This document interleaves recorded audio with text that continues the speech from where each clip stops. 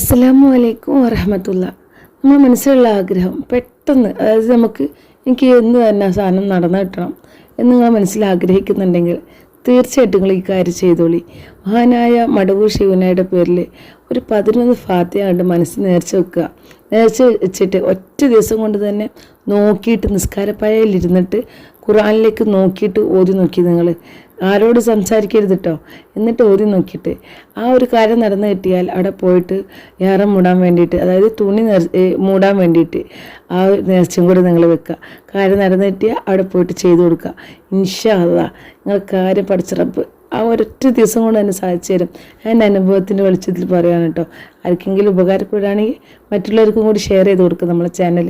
Okay, ഇൻഷാ അല്ലാഹ്.